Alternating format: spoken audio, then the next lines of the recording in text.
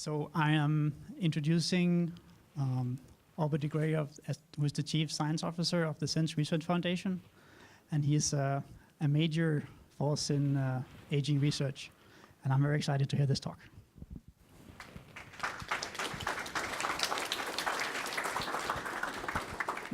All right, thank you all for coming. Glad to see so many of you here. Yeah, there's only 5 books left over there. That's about, I think there were 20 when we came into the room, so hurry. But yeah, I'm happy to sign them if you really want to be a terribly fanboy kind of person later on.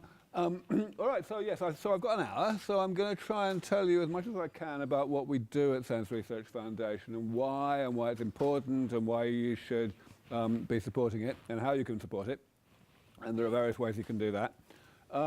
I'm going to start by giving you, a really top-level idea, because I know obviously most of you don't have very much in the way of biology training. I'm going to start by saying why I think this is such an important problem. This part of the world, Bay Area, is really the epicenter of the effective altruism movement, the movement that really focuses on rationally determining what is the best way to spend money on, on humanitarian causes, what gets the best bang for the buck. And of course, people try to figure out, what the amount of suffering is that is caused by this or that problem, and or what it would cost to do something about that, and they try and figure it out from there. And a lot of this comes down to the trade-off between mean and variance. In other words, between understanding how much good you can do and understanding the uncertainty as regards how much good you can do.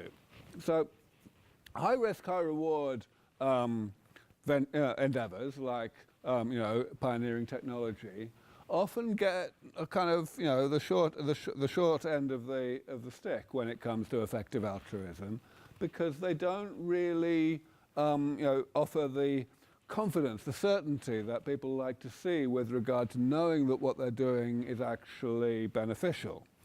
And the extreme end of that is of that spectrum is the situation where you don't know whether the problem is solvable at all. Whether it's not just high risk, high reward, it could be 100% risk. In other words, 0 chance of success, however large the reward would be. And the problem with that is, 0 times anything is still 0. So, however valuable the goal might be, you wouldn't really want to go there. And certainly the comparison between the defeat of aging versus various other, seriously high-profile major issues today, such as the ones I'm listing on this slide, that's quite a contrast. Before I was a biologist, I used to work in artificial intelligence research, and the fundamental reason I did so was that I didn't think that work was a terribly good thing. I think it's a great shame that people have to spend so much of their time doing stuff that they wouldn't do unless they were being paid for it. And so I decided I wanted to fix that with automation. And I worked in that area, actually in software verification, for several years before I discovered that the obviously much more serious problem of aging was actually being worked on very, very little indeed by biologists. And I thought that was a bit crap, really, so I switched fields. But when I switched fields, I realized, in fact, actually this was actually part of the reason why I switched fields, I realized that the people who were working on this, which were, as I say, only a very small minority of biologists, were going about it in a rather unimpressive way. They weren't really going about it as engineers. They weren't really, breaking down the problem in a structured manner the way that a programmer might do. And so that's what I tried to do. And I started here. I started with the question, well, look, 200 years ago, even in the wealthiest countries, more than 1/3 of babies would die before the age of 1. More than 1/3. And of course, in the rest of early life, in early adulthood even, there would be a lot of death, childbirth especially, of course. And we've pretty much entirely eliminated that now in the industrialized world. And of course, we're doing very well in that direction in the developing world too. And we've done it by really elementary means, just by figuring out that hygiene was a good idea, and by, elementary medicines like vaccines and antibiotics, and of course even mosquito nets. These are tiny things, and they work. They've saved the most ridiculous number of lives. But we've made virtually no progress against the ill health associated with old age. What's going on there? Why is it so different? So most people would say that this is the answer. Don't worry, you're not supposed to be able to read this slide.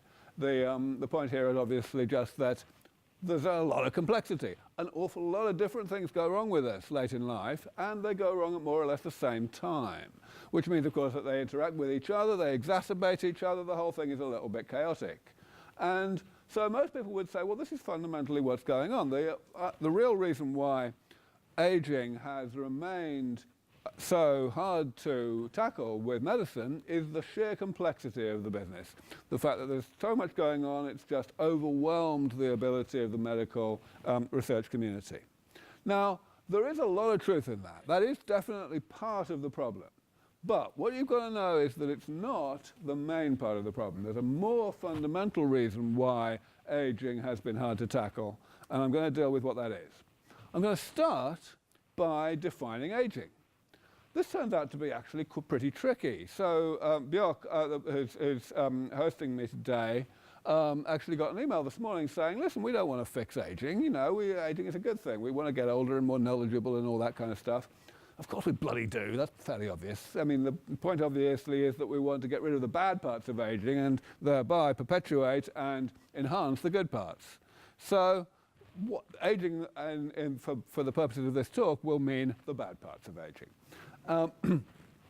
So aging is not something specific to biology. You can look at certain aspects of biology, especially human biology. You can say, well, in some sense they are emergent phenomena. Consciousness. Rocks are not conscious, cars are not conscious. We knew that, right? But aging is actually not an emergent phenomenon. Aging is a phenomenon that is fundamentally the same in living organisms as it is in any man-made machine with moving parts, like a car or an aeroplane.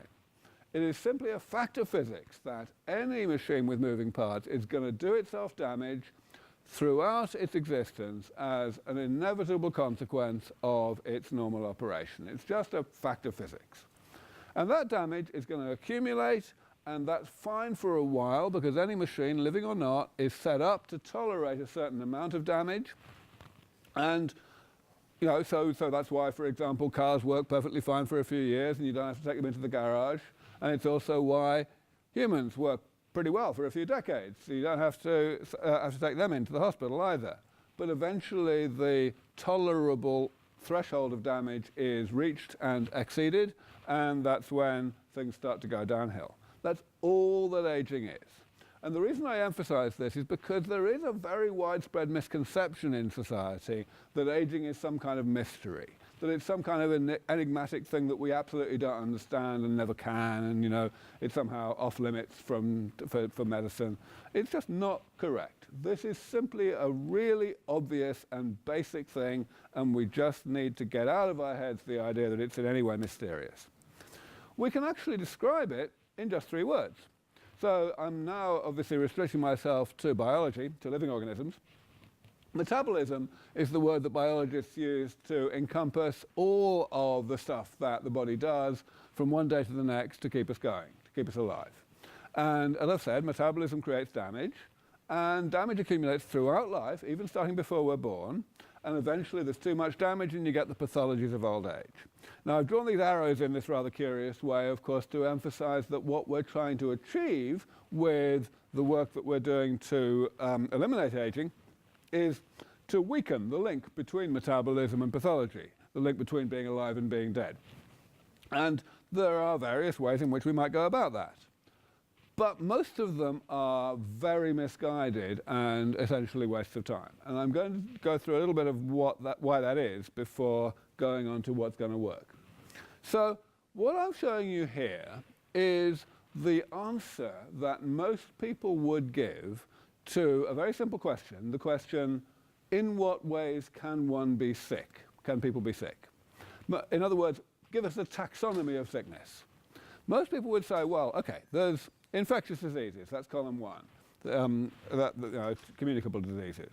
Then there's column 2 is congenital, genetic diseases that we are, some small proportion of us are unlucky enough to inherit. Then in column 3, there's the main problems of ill health in the industrialized world in today. Namely, of course, the chronic progressive diseases of old age, Alzheimer's, cancer, atherosclerosis. Those are the big diseases these days. And then most people would say that way out here in the stratosphere somewhere, there is this other fourth, completely different thing, which is not like diseases at all, this thing called aging itself, which consists of these rather nebulous, rather non-specific phenomena like frailty and, sarcopenia, which means the loss of muscle as we get older, and immunosenescence, the declining function of the immune system. And most people will just feel that these things are so different from diseases that we might as well not even think about them in the same way at all. That they're kind of, as I mentioned earlier, off limits to medicine. They're kind of natural and inevitable and all that kind of nonsense. This is what people say. They say, well, there's aging and then there's the diseases of old age, and these are different things. Aging is somehow universal and natural, and the diseases of aging are not. That turns out to be completely incorrect. The correct way to classify how you can be sick is shown here. All the 4 columns now are the same as they were on the previous table, but the difference is that big black line is in a different place between columns 2 and 3 instead of columns 3 and 4. And that is so as to emphasize 2 key points, 2 key misconceptions and errors in what people normally think. The first error that people make, that is shown by putting the black line in the wrong place, is to think that there's some kind of fundamental distinction between column 3 and column 4. In other words, that there really are diseases of old age and then there's aging itself. That's complete nonsense. The only difference between column 3 and column 4 is semantic.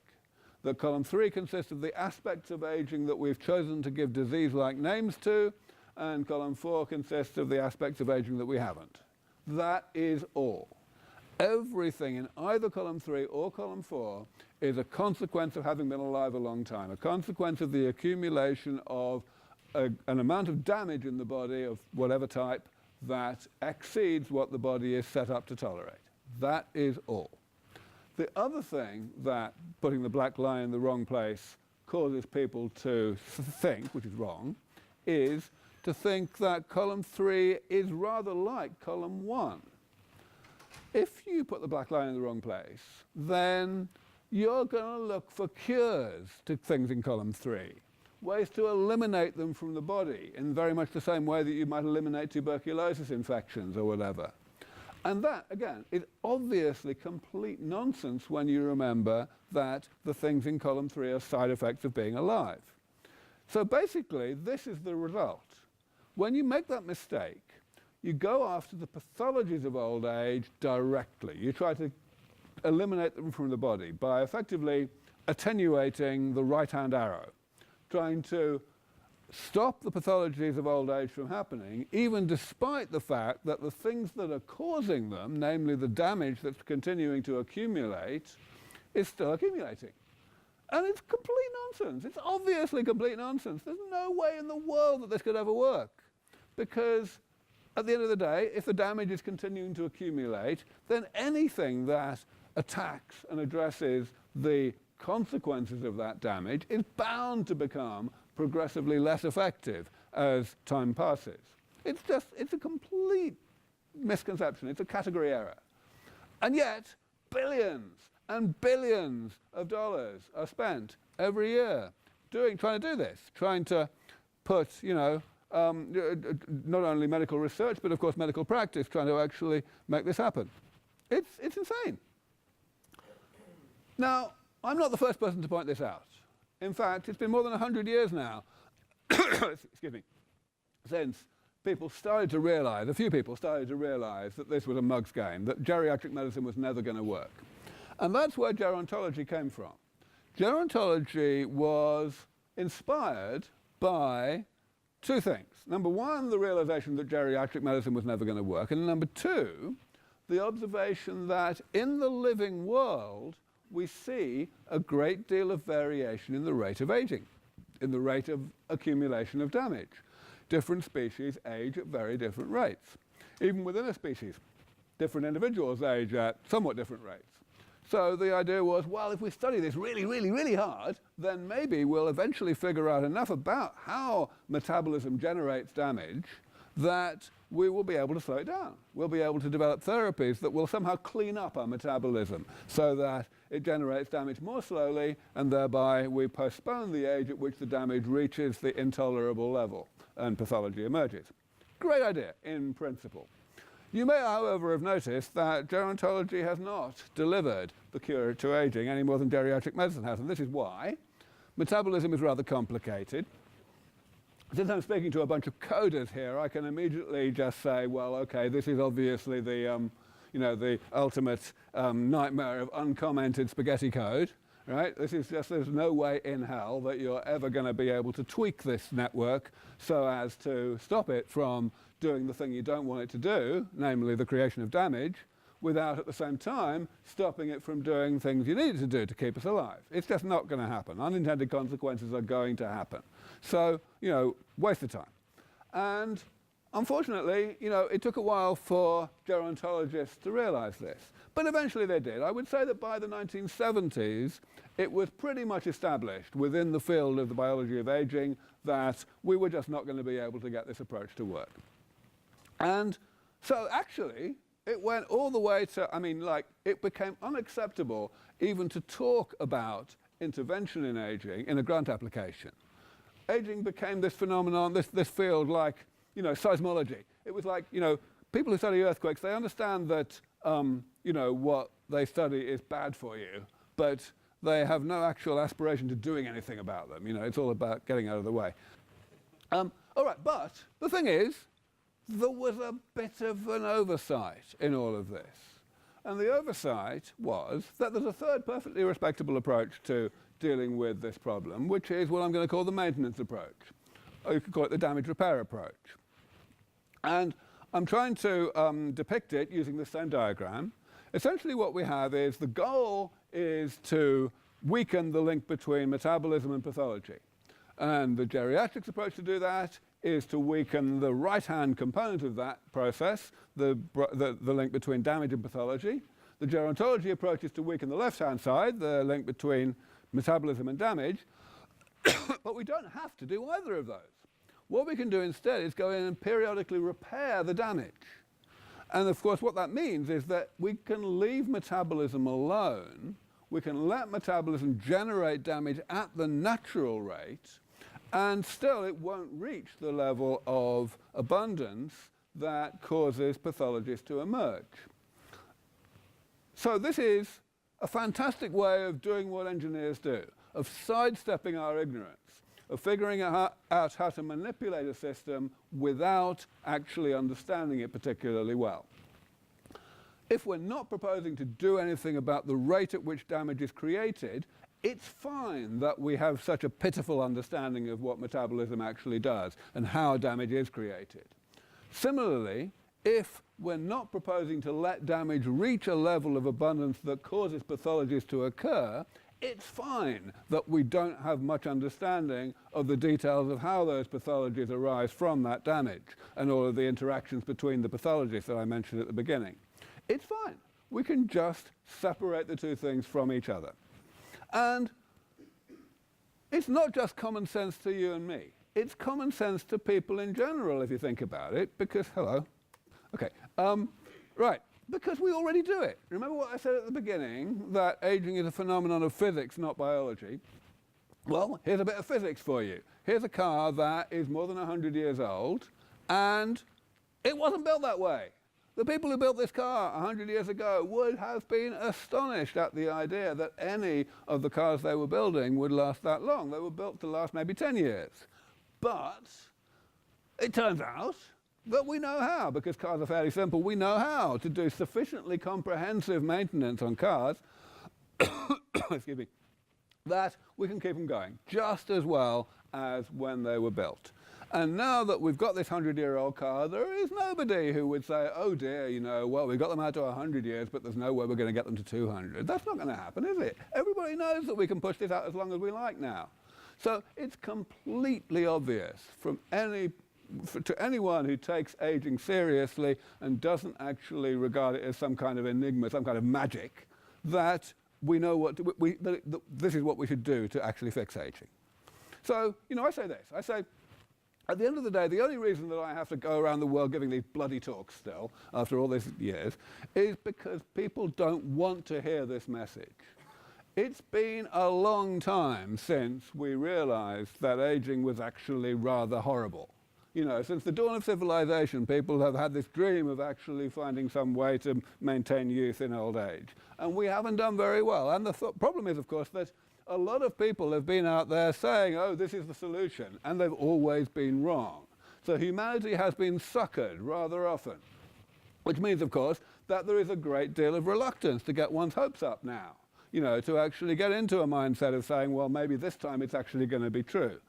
People instead, they go the opposite way. They say, well, okay, let's just believe that aging really is a complete inevitability. Let's kind of make our peace with it and resign ourselves and get on with our miserably short lives and make the best of it rather than being constantly preoccupied by this terrible thing that's going to happen. So, of course, the way we do that, overwhelmingly, is by making up these fantasies that pretend that it's a blessing in disguise. You know, that there's some kind of good thing about aging. I call it the pro-aging trance because it's a bit like being hypnotized. You know, when I was a kid, when I was a student at Cambridge, I went to a stage hypnotist show in which the hypnotist got a guy on stage and told him, this is actually your right elbow and this is your left elbow, okay? That's what they said. He just got the guy to completely understand and believe that his elbows were actually switched. And then he said, okay, please touch your right elbow with your left forefinger. And there was a whole load of writhing and wriggling, as you can imagine, and that was all very funny, but that wasn't the point of the show. The point was what came next. What came next was the hypnotist says, okay, you can stop now, and the guy stops. And the hypnotist says, right, you couldn't do it, could you? And the guy says, no. And then the hypnotist says, why not? And what happens then is absolutely breathtaking. What happens without fail is that the subject will give a completely unhesitating, lucid, coherent, grammatical answer to the question. He will explain why he couldn't touch his left elbow with his right forefinger. And of course, the actual explanation will have a hole in it the size of Canada. You know, there will be absolutely no rationality to the answer whatsoever. So everybody will fall about and it will be terribly amusing. But the fact is, the subject won't have a clue what's wrong with what they're saying. This was at the University of Cambridge, right? A bunch of undergraduates with very high, you know, academic achievements and everything like that, high opinion of their own intellect and their own rationality. And the guy's just sitting there with all his friends cackling at him, and he just doesn't have a clue what he's saying wrong. So to me, it's exactly like that. You know, it's unbelievable. So, I realize that at this point, all I've done is told you what's the common sense approach to tackling aging. What I haven't done is give you a feel for how difficult it actually is. Even if it's the common sense approach, it could be awfully hard, right? And therefore not really worth getting too optimistic about yet. So that's what I need to address next. I need to actually tell you. I've told you that we're sidestepping our ignorance of metabolism, wonderful, and we're also sidestepping our ignorance of pathology, also wonderful, but what we're definitely not sidestepping is the complexity of the damage itself. We absolutely can't implement this maintenance approach unless we can characterize what that damage is and figure out ways to repair it, to eliminate the damage and restore the structure and composition of the body at the molecular and cellular level to something like how it was at a younger age. That's what this is all about. So, can we actually do that? Well, this is really where the good news begins. 17 years ago, when I first started thinking about this, thinking about the problem in this way, the only reason why I felt optimistic was because I was able to derive a rather concise taxonomy, classification of damage. So that's what we have on the left-hand side of this table. And all the 7 things you see there are, as you can see, very clear, concrete, down-to-earth, real biological phenomena. Cell loss, what's that? It's just the case of cells dying and not being automatically replaced by the division and differentiation of other cells. So, of course, if that happens, then progressively the number of cells in the affected organ will decline, and eventually you'll end up with not enough cells for the organ to be able to do its job. An example of an aspect of aging that is mainly driven by that type of damage is Parkinson's disease, which is mainly caused by the loss of a particular type of neuron called a dopaminergic neuron in a particular part of the brain called the substantia nigra. And sure enough, that's bad for you. It happens a little faster in some people than others, and that's why some people get Parkinson's and some people don't. But all of us have lost at least a quarter of our dopaminergic neurons that we had as young adults by old age. So it's a general phenomenon. And I could go down the list. I won't do that now. I'll address 1 or 2 of these later on in other ways. But basically, same deal, all the way down. The good news, of course, is not just that we can do this classification, but that we can write the right-hand side of this table. The purpose of the classification is precisely because for each of the categories, there is a generic approach to actually eliminating the damage, to fixing the problem. When I say generic, what I mean is that there will definitely be differences at the details of how we use this generic approach to address different examples within a given category, but only the details. So if we look at cell loss, of course, you already know what the fix is. It's called stem cell therapy. That's exactly what stem cell therapy is. We simply prepare, pre-program, if you like, cells in the lab into the right state so that when we inject them into the body, they know what to do. They know how to divide and differentiate to replace the cells that the body is not replacing on its own. Parkinson's disease, coming back to that, that's exactly what's being done now. The first time this was attempted was 20-odd years ago, and we were hopeless back then at the pre-programming step. We didn't know what to do to get stem cells into the right state before we injected them. And sure enough, the process only gave any real benefit very occasionally. Most people didn't benefit. But the ones who did benefit didn't just benefit a little bit. They were completely cured. Just last year, there was a paper that came out celebrating the 25th anniversary of the first real responder of the first clinical trial in this area. And this is a guy who was taken off all other medications for Parkinson's after a couple of years, has had no subsequent stem cell treatments or anything, no Parkinson's disease, 25 years. So this is real. And now that we're much better at the pre-programming of stem cells in the lab, people are very much more confident that we can actually do this reproducibly now. So there are quite a lot of different clinical trials against Parkinson's that are actually just getting going now or in preparation. And there's a lot of optimism.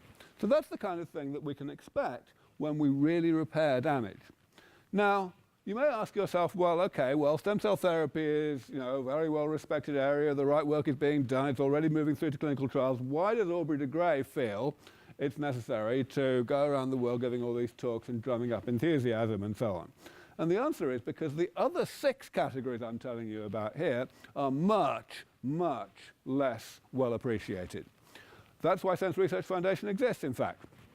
We exist because all of the other categories are just as important as cell loss, but yet the ways to fix them are either just, hardly anyone understands that they could actually happen at all, or else, they're just not understood well enough, they're not appreciated at how important they are or whatever.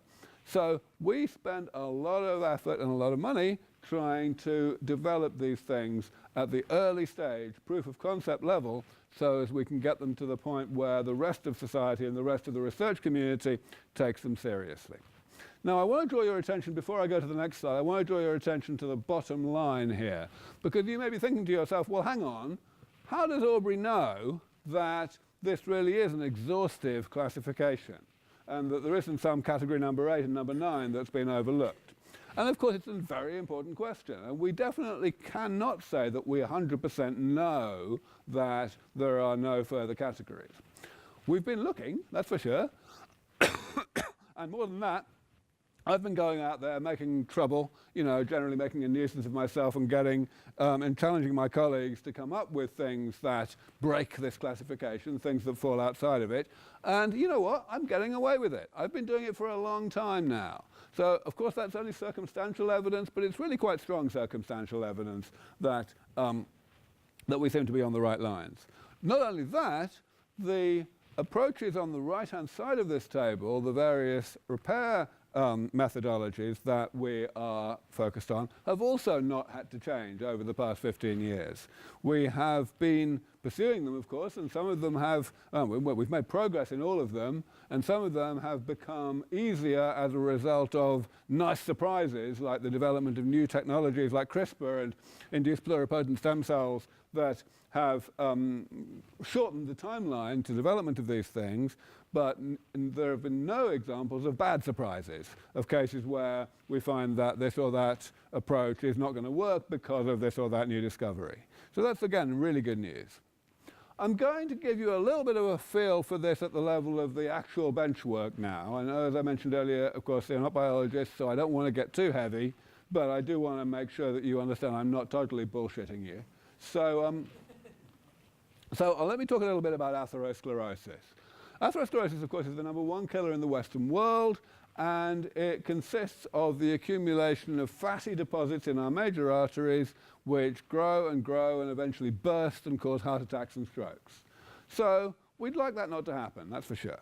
Now, the beginning of atherosclerosis is depicted on this slide here. This is a micrograph of part of a cell called a foam cell. So what is a foam cell? A foam cell is a cell that used to be a perfectly healthy, self-respecting white blood cell, a macrophage. That macrophage went into the artery wall with the goal of cleaning up detritus that was stuck there, which just, it just happens. That's one thing that macrophages do. They're very good at it.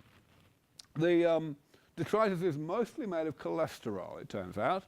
And cholesterol, gets a bad rap, but it's a vital molecule. The body needs a lot of it. And macrophages know exactly what to do with cholesterol. They know how to reprocess and repackage it and export it so that it can be reused. That's all wonderful. But unfortunately, there is a small concentration of contaminant within this detritus. Most of that contaminant that matters is actually oxidation derivatives, chemically altered cholesterol that has become chemically different and in various ways not amenable to processing by the macrophage. So instead of processing the cholesterol, this oxidized cholesterol poisons the macrophage, and it gets like this. The lysosome, this part of the cell which is very important in this processing business, it becomes full of fat, basically, and then the rest of the cell fills up with these globules of fat. You can see them. So that's the beginning of atherosclerosis. Foam cells happen. You get more and more of them. They start to basically get angry, and the cells around them get angry, and more macrophages come in to solve the problem, but they can't, so they become part of the problem, and that's how atherosclerosis progresses. So what can we do about this? Well, of course, people have tried a bunch of stuff. One approach is surgery. Go in and ream out these arteries and try and get rid of this fatty stuff so that it doesn't accumulate enough to burst and cause heart attacks. And that's, pretty crude, really, and it doesn't work terribly well. The other alternative that people have tried a lot is statins. Statins are drugs which reduce the rate at which the body synthesizes cholesterol. And that kind of makes sense. If you do that, if you reduce the amount of cholesterol, you're going to reduce the amount of oxidized cholesterol, so you're going to slow down the poisoning of macrophages. But, as I mentioned earlier, cholesterol is a rather important molecule. We can't do without it. So there's only so much that you can push that kind of approach. And sure enough, statins have bad side effects. What do we actually want to do? Common sense, again.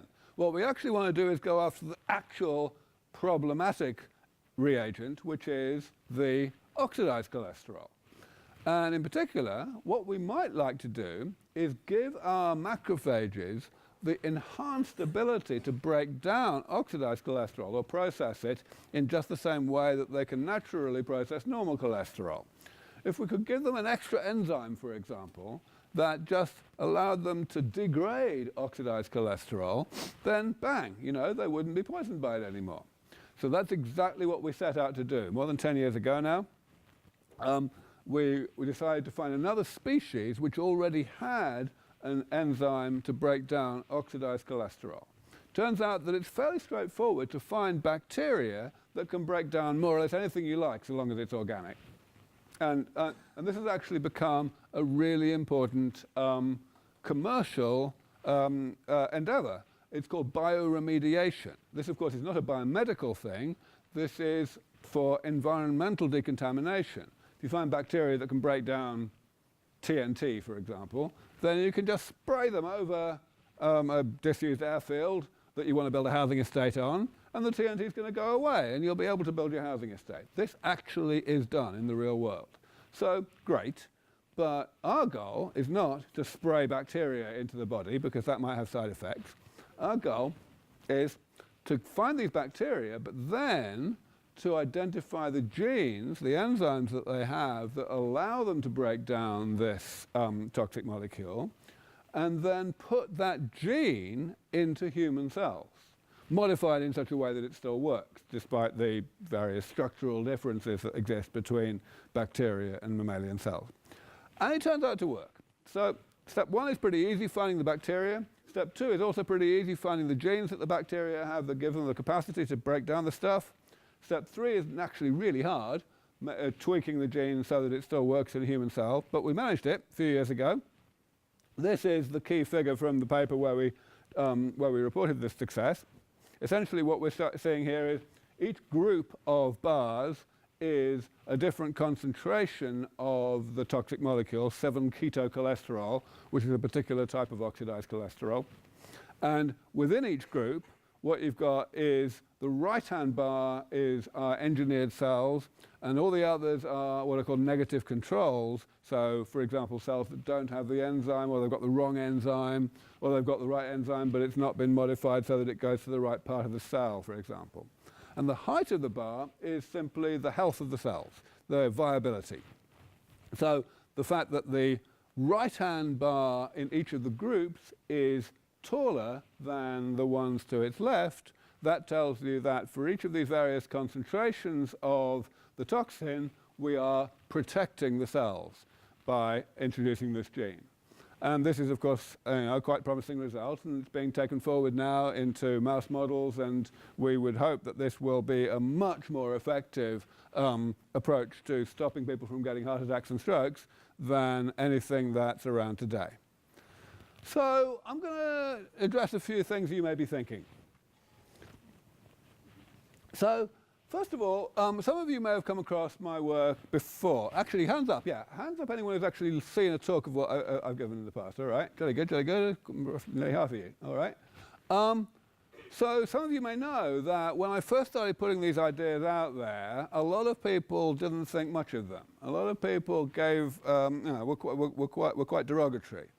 And that's kind of no surprise, because the fact is, as I've already emphasized, I was bringing together a lot of new ideas that had never been brought into gerontology before. In fact, you've just seen one which would never be brought into anything biomedical before. It was only used for environmental decontamination. So there was a huge amount of education that had to occur. I'm sure you appreciate that science is a very balkanized field, that people think they know what they need to know. You know, they know that they have a particular area of expertise that they're good at, and they think they know what's relevant to that, and they won't really take the trouble to learn very much about things that they don't think are relevant. And it's pretty hard to break that down.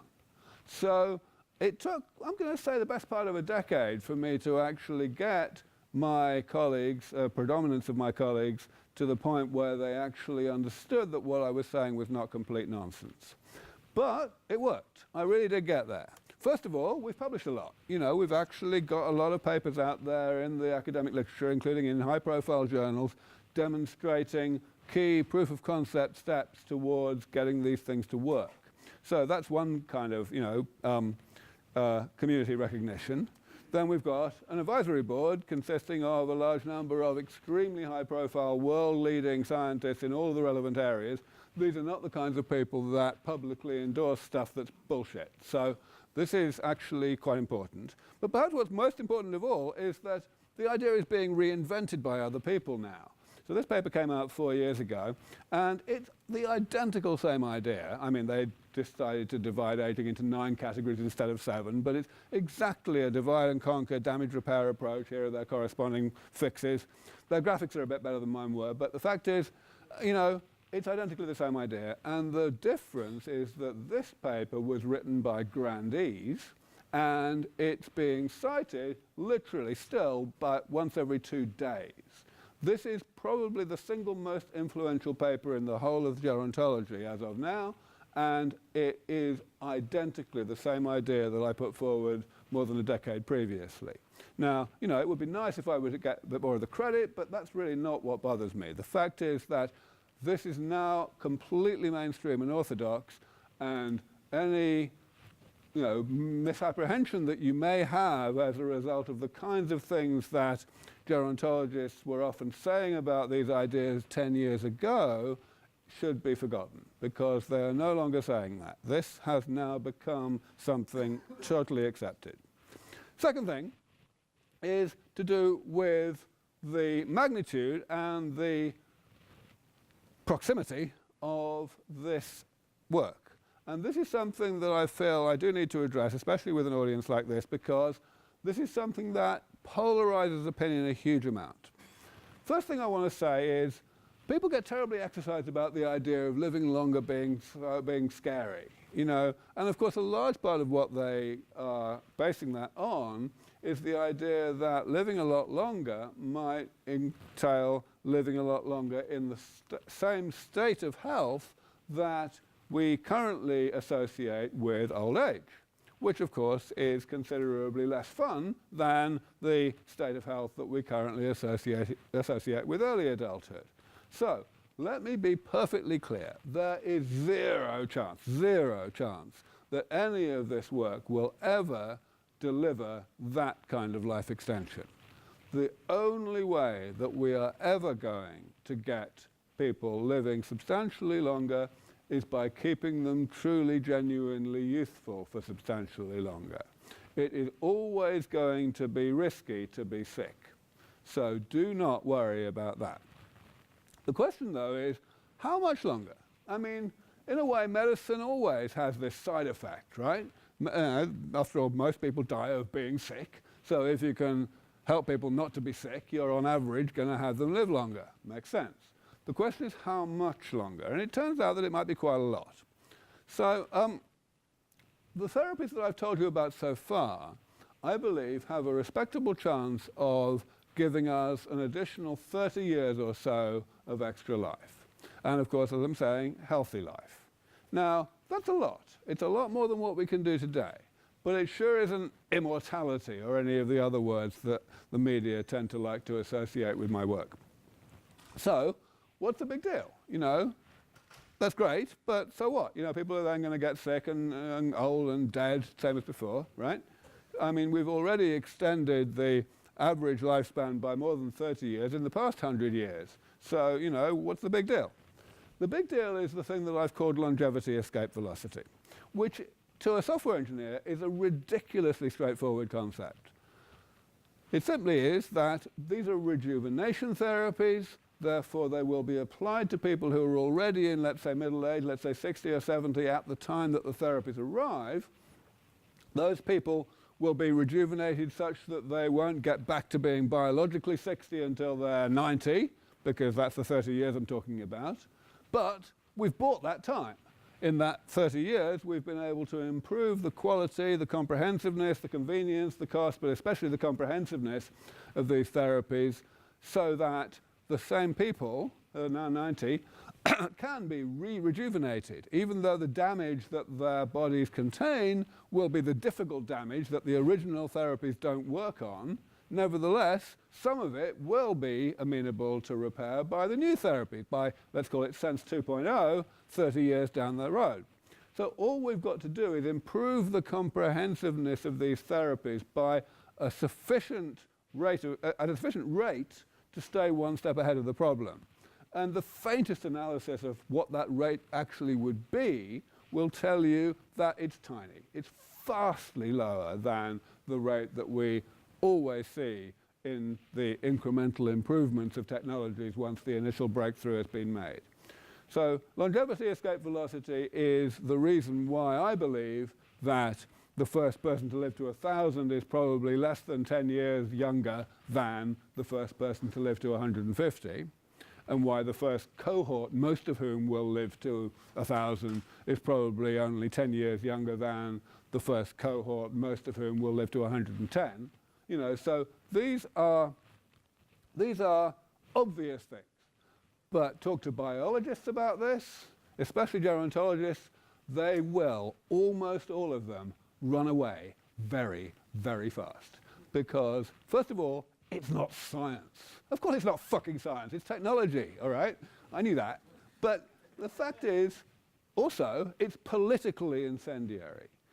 Gerontologists with, reputations to maintain and tenure to obtain and grant applications to submit, they do not want to be associated with things that the public haven't been able to get their heads around. And let's face it, the public aren't very good at maths, and they're not very good at things like this.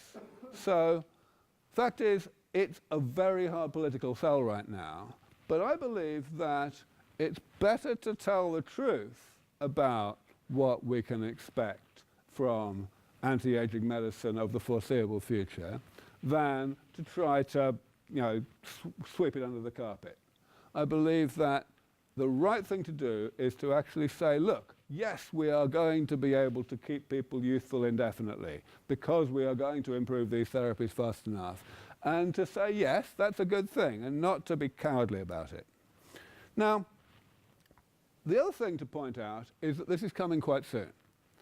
I believe that we have a 50-50 chance of getting these technologies working within about 20 years, just so long as there is enough funding for the really early stage research that's happening right now. Now, of course, I know perfectly well that this is pioneering technology, and like any pioneering technology, the timeframes are ridiculously speculative. There's certainly a 10% chance that we won't get there for 100 years because we'll hit problems that we haven't thought about yet. But so the hell what? 50% chance is quite enough to be worth fighting for. The thing about longevity escape velocity, though, is that even though it is a concept that gerontologists hate and a concept that the public doesn't get and just kind of feels intuitively can't be true, nevertheless, it's only a matter of time before people do get it. It's so simple that people are just going to get it. And I believe that that's probably going to happen within the next few years. I believe that there's going to be a real sea change, a real tipping point in public attitudes, public opinion, public understanding of this whole field, and it's going to happen soon. And that's rather important to take into account, because what it means is that we have the responsibility, as those of us who do have a bit of intelligence and who understand this already, we have the responsibility to act now in whatever way we can to minimize the turbulence, the sheer magnitude of the shit that's going to hit the fan when the world realizes all of this. We have to try to figure out how to maximize the humanitarian benefit from all of this, to maximize the number of lives saved, and thereby to get these technologies out there as quickly as possible. And a lot of that revolves around anticipating these changes in public attitudes. Let me explain why I say that. At the moment, when you talk to people about, and you say, how long do you want to live? Would you want to live to 150? Most people will say no, if you ask them that question in an unadorned manner. even if you ask them the question, do you want to live to 150 in a truly youthful state of health, they will still mostly say no, largely because they won't take the question seriously. They won't really believe that you mean what you say by the question. That's how deep-seated and entrenched the belief in the inevitability of aging really is. Which means that when people are forced to think about the consequences of truly eliminating aging, they're very, very bad at it. They will come up with this or that potential problem that might be created as a consequence of fixing the problem we have today, the problem of aging, and then two things will happen. Number one, they will immediately presume that the problem is insoluble and is going to be far worse than the problem of aging. And number two, they will immediately switch their brains off and refuse to consider the possibility that we might have a way to solve this other problem too. So, for example, almost every talk I give, people will come up, even in almost every interview I give, people will come up and they'll say, where will we put all the people? And, you know, I've been giving perfectly simple answers to this question for God only knows how long. And nobody challenges the answers. You know, the standard answer, the best answer is simply other technologies like renewable energy and artificial meat and desalination and so on are going to be increasing the carrying capacity of the planet far more rapidly than the population of the planet will increase. Therefore, the population stress that the planet is currently experiencing will diminish whether we cure aging or not. That's the obvious answer. Really obvious. And no one ever says, oh, I don't think that's true. They just let it go in one ear and out the other, and the following day they'll come back and they'll still ask the same question. It's extremely frustrating, as you can probably tell. And it's the same with all the other nonsense. I mean, one great example is that people will give this overpopulation concern, and the same people in the next breath will say, oh dear, it's only going to be for the rich. I mean, how the fuck can you not see that these things are mutually exclusive? I mean, really. So, I mean, you know, it's very frustrating, as you can tell. And, you know, last I heard, dictator was fairly high on the league table of risky jobs. You know, most people don't really, you know, die of aging when they... Anyway, and, you know, I mean, boredom. You know, my friend Brian Kennedy's had a good one on this. He said, well, look, if I've got the choice of getting Alzheimer's when I'm 80 or being bored when I'm 150, I think I know which one I'm going to choose. You know, this is it. You know, the sense of proportion just does not come into the way that people address these questions. It is absolutely embarrassing. So, obviously, I don't have much time for this nonsense. I feel that it's important to go out there and be positive and say to people, listen, for Christ's sake, do you want to get Alzheimer's? Do you want anybody else to get Alzheimer's? Cancer, arthritis? No, you don't. So consider a world in which nobody does get those things. That would be quite nice, wouldn't it? And you'd have a situation where the elderly were still able-bodied and they were able to contribute wealth to society, so everybody would be ridiculously more prosperous, and they would have the energy to explore novelty, so they would not get bored any more than a young person gets bored. When they're bored, they go and find something new to do. You know, I mean, Jesus. So that's enough of the rant. I'll come back to another rant shortly, but before I do that, let me just actually talk a bit about the spin-outs that we're doing, because we started out as a non-profit many years ago now, and the reason we did was because the work that we were doing was so early stage that there was no way it was investable, even in Silicon Valley, where obviously we've got a nicely high density of visionary investors. But that's changed over the past few years. We've been able to push some things far enough along in terms of proof of concept that we have been able to spin them out. I'm going to just give you a few examples. This is a company that's raised so far about $5.5 million. It's looking mainly at macular degeneration, the #1 cause of blindness in the elderly, actually pursuing very much the same approach to it that I already outlined in relation to atherosclerosis, though in this case the target is not oxidized cholesterol, it's something completely different. So that's pretty good news. Another example is a company came out of Texas, some work that we funded also for several years, and this is to do with what's called amyloidosis, which turns out to be a very important reason why the extreme elderly, people over the age of 105, 110, die. This is what most of them die of. We've got a company called Aragos, which was started by the person who used to be our chief operating officer. It's working on organ cryopreservation, on a new method for freezing organs in such a way as to basically do no damage to them by crystallization or anything like that, so that you can warm them up again and stick them into another person. And this is something that has been, quite a holy grail of organ transplantation for a long time, but this group have now figured out how to do it. And again, this is they've received only seed money so far, but they are moving forward very rapidly now. Another example is a company called Ocean, which is looking at senescent cells. Senescent cells, the type of cell that gets into an aberrant state and does more harm than good, but doesn't go away. And this is a way of getting rid of them. It's a bit more controllable than the drugs you may have heard about that other companies are looking for. Now, either that, the fact is we're just around the corner. We are headquartered 2 miles from here. I cycled here today. So the fact is, you guys yourselves could make a difference. And any of you who want to come and visit, you're always very welcome. You can, I'll give you my email address at the end of the talk. You can get in touch through the people here who are already in contact with us and already donating. I mentioned effective altruism at the beginning of the talk. I'm going to mention it again. That number I've got on this slide, $1 per life, is a fairly conservative estimate. You can do these numbers. You can just say, well, okay, look, how much is the current shortage of money slowing things down? And of course, that's subjective, but my current estimate is that probably about 10 years, that we could speed up the defeat of aging, the achievement of longevity, escape velocity by about a decade, just by getting this work done at a speed that is not limited by financial resources. So how much financial resources are needed to do that? We just need one more digit on our budget.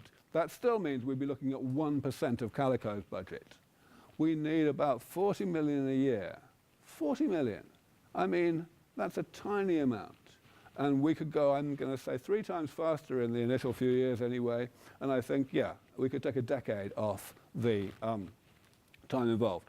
So we're talking about 500 million lives. That's about how many people die of aging in a decade. And we're talking roughly, $40 or $50 million a year for 10 years. So it comes out at around $1 per life. And if you do that same calculation for anything else, mosquito nets, whatever you like, you don't get that number. You get a number that's much larger in terms of number of dollars per life. And that's, of course, just presuming that the life is the same, which of course it isn't, because what we should really be calculating is the number of additional healthy life years, which is essentially indefinite in the case of defeating aging, whereas it's definitely not indefinite for anything else. The key point is the last line. The number of dollars per life is going to go up as time goes on. The earliest stages of this work are always the time when you can make the most difference with a given amount of financial backing. So now is the time when you can make the most difference. This is the book I wrote, which there is one left of over on the table over there. But obviously we're perfectly happy to provide more of them. I wrote this about 10 years ago, and that might suggest to you that it's out of date.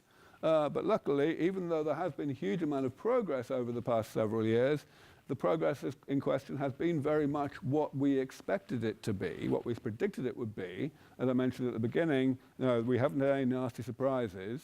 So in that sense, the science is still very much what it should be, and I very much recommend it. It's written for non-specialists. In other words, it doesn't have any real reliance on biological jargon, but at the same time, it is pretty dense. You won't get through it in one sitting.